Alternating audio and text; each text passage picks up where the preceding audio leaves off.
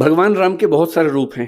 वाल्मीकि के रामायण में अलग रूप है, और जिन राम को हम जानते हैं वो आमतौर पे गोस्वामी तुलसीदास ने जिस राम के चरित्र का निर्माण किया उनको हम ज्यादा जानते हैं। मैथिली शरण गुप्त ने साकेत लिखा, उसमें राम का नया रूप सामने रखा, जिसमें वो प्रश्न कर रहे हैं, राम तुम ईश्वर हो मानव नहीं हो क्या, या राम तुम मानव हो ईश्वर नहीं हो क्या। और वो कह रहे हैं कि हे राम, इस देश को मत भूलना, राम तुम्हें यह देश न भूले, धाम धरा धन जाए भले ही, यह अपना उद्देश्य न भूले। और भगवान राम राष्ट्रभक्त नायक के रूप में उभरते हैं साकेत नाम की रचना में 20वीं सदी की शुरुआत में। फिर 1936 में हिंदी के सबसे बड़े कवि निराला राम की शक्ति पूजा एक कविता लिखते हैं।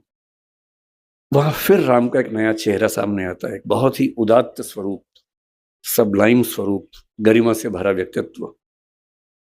फिर आजादी मिलने के बाद नरेश मेहता ने एक और पुस्तक लिखी, संशय की एक रात। वो राम के एक और रूप को सामने लेके आता है, जिसमें राम को दुविधा है, और एक बड़े व्यक्ति को दुविधा होनी चाहिए।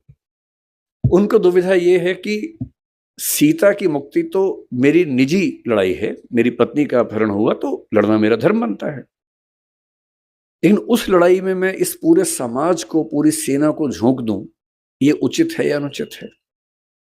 और रात भर वो इस दुविधा में रहते हैं, और उसके बाद उनको इस प्रश्न का सही उत्तर मिलता है, और उसी बिंदु पर संशय की एक रात पूरी कविता समाप्त होती है।